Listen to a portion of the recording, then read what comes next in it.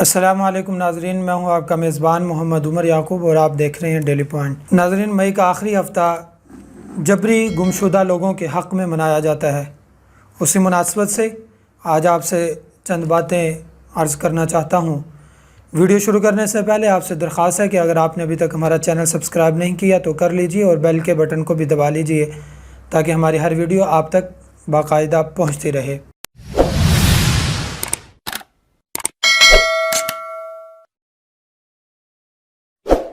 नाज़रीन, क्या आपने कभी उन बूढ़ी माओं का तसव्वुर किया है जिनके होंठों पर पपड़ियाँ जमी होती हैं और चेहरों पर दर्द की झरियाँ नक्श होती हैं। उनके आसाब, शल और टांगें चलने से कासिर हो चुकी होती हैं, फिर भी वो किसी अदालत के अहाते में या किसी जज के आलीशान महल के सामने या फिर किसी मुशीर के सामने एक तस्वीर थामे अपने प्यारे बेटे की बाजियाबी की दुहाई दे रही होती हैं। क्या आपने कभी एक ऐसी नन्ही मासूम कली के बारे में सोचा जो मुआशरे की संगीनियों से बेखबर अपने बाप की तस्वीर उठाए, सिर्फ़ इस उम्मीद पर किसी रैली में शरीक होती है कि उसका बाप वापस आएगा, उसे गोद में उठाएगा और मार्केट में ले जाकर उसकी पसंद की आइसक्रीम खिलाएगा?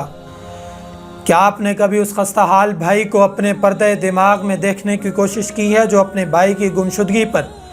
बेहाल हो और मुताल्लिका इदारों में किसी मुस्तरब रूह की तरह भटकता फिर रहा हो? नाज़रीन, क्या आपने कभी ऐसी दोशीज़ाओं का तसव्वुर किया जिनके हाथों की मेहंदी भी अभी नहीं उतरी होती,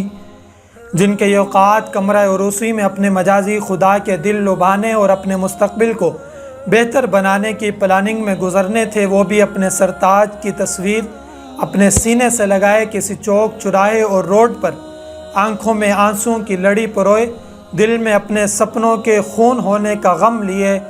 डिस्प्ले नुमा बुत बनी खड़ी दिखाई देती हैं। नाज़रीन, क्या बीतती होगी कौम की उन बेटियों के दिलों पर जो अपनी मासूम कलियों को गोद में लिए अपने जीवन साथियों की राहें तकते उनकी आंखें पथरा गई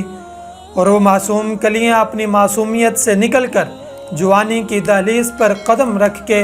इस उम्मीद से जी रही हैं कि बचपन में बाप की आगोश में खेलना नसीब ना हुआ, शायद बाप के दस्ते शफ़क़त के साए में नई ज़िंदगी का आगाज़ नसीब हो जाए। नाज़रीन, कौम की उन्हीं बाहिम्मत, जुर्रत और गैरत से मामूर बेटियों में से एक का नाम आमिना मसूद जंजुआ है, जिनके शरीक हयात दिली तमन्नाओं और उम्मीदों का सहारा मसूद अहमद जंजुआ को 30 जुलाई 2005 से आसमान खा गया या ज़मीन निकल गई, ताहाल कोई सुराग न मिल सका। जिसकी मासूम कलियां अपनी जवानी की दहलीज को छू चुकी और बूढ़े वालिदैन राहें तकते तकते खुली आंखों के साथ मिट्टी में दफन हो गए, जिनकी रूहें अभी भी अपने प्यारे के कदमों की आहट सुनने के लिए बेताब हैं। जिसकी शरीक हयात आमिना मसूद जंजुआ जो वफा के तमाम इख्तियारों को शिकस्त देते हुए